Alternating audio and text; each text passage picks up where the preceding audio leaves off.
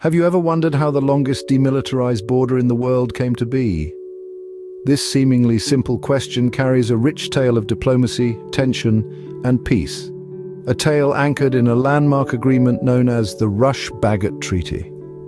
Imagine a time where the United States and Great Britain, two global powers, agreed to limit their military presence, establishing a peaceful boundary that has endured for over 2 centuries. Intriguing, isn't it? To answer that, we must travel back to the early 19th century. Our story begins with the War of 1812. This pivotal conflict erupted between the burgeoning United States and the imperial might of Great Britain. From the American perspective, the war was sparked by trade restrictions, the impressment of American sailors, and British support of Native American tribes against American expansion. The war was a complex and tumultuous time, characterized by battles fought on land and sea across the Great Lakes, the Atlantic Ocean, and the southern United States. Although there was no clear victor, the war had profound implications for both nations. It marked the end of an era of British influence in the United States and ignited a new surge of American nationalism. For the British, it was a wake-up call. They realized the necessity for a peaceful coexistence with their former colony. This realization was significant as it would later pave the way for the Rush-Bagot Treaty, a landmark agreement that would reshape the relationship between these two nations. The war ended with the Treaty of Ghent in 1814, but tensions remained high. In the years following the war, both nations felt the pressing need to reduce tensions and avoid another conflict. It was in this climate of cautious peace that the seeds of the Rush-Bagot Treaty were sown. Emissaries from the United States and Great Britain, Richard Rush and Sir Charles Bagot, were tasked with negotiating a way forward. Their discussions were marked by a mutual understanding of the need for peace and cooperation. After many deliberations, in 1818 they penned an agreement that would make a lasting impact on the relationship between the two countries. The Rush-Bagot Treaty, as it came to be known, was a groundbreaking move in international relations. It limited naval armaments on the Great Lakes and Lake Champlain, effectively creating a demilitarized boundary. Under its terms, each side was allowed to maintain a limited number of military vessels and cannons on these water bodies. This wasn't just about reducing military presence, but about fostering trust and promoting peaceful coexistence.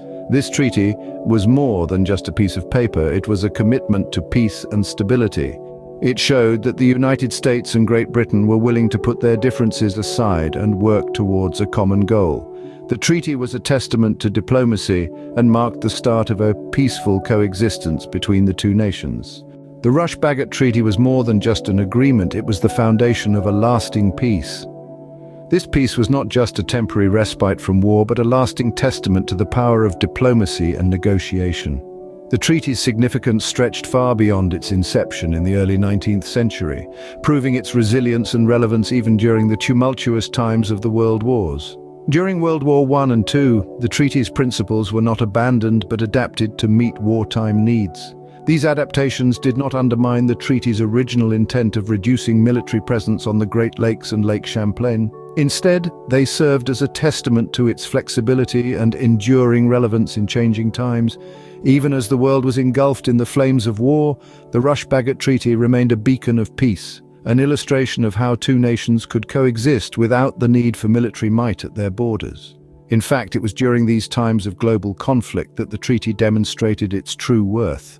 A concrete example of this is the establishment of military installations like the HMCS Stone frigate in Kingston, Ontario. These installations were not symbols of aggression but storerooms for dismantled British fleet parts. Even in times of war, the principles of the Rush-Bagot Treaty were upheld, with military power being kept in check and confined to specific areas. The Rush-Bagot Treaty, therefore, is not just a historical document, it is an enduring legacy of peace and cooperation. It symbolizes the ability of two nations to put aside their differences and work towards a common goal. It is a model of diplomacy that continues to inspire and guide international relations to this day. Today, the treaty's legacy continues as the world's longest demilitarized border, a symbol of peaceful relations between two powerful nations. So, to answer our initial question, the Rush-Bagot Treaty of 1818, born from the ashes of the War of 1812, limited naval armaments on the Great Lakes and Lake Champlain, setting the stage for the world's longest demilitarized border. The treaty's significance was not just historical but practical, as it was adapted for training and law enforcement activities and even accommodated wartime needs. This peace agreement, commemorated by plaques and monuments, has endured for over 2 centuries. And that's the story of how an agreement forged in the aftermath of a war led to over 2 centuries of peace.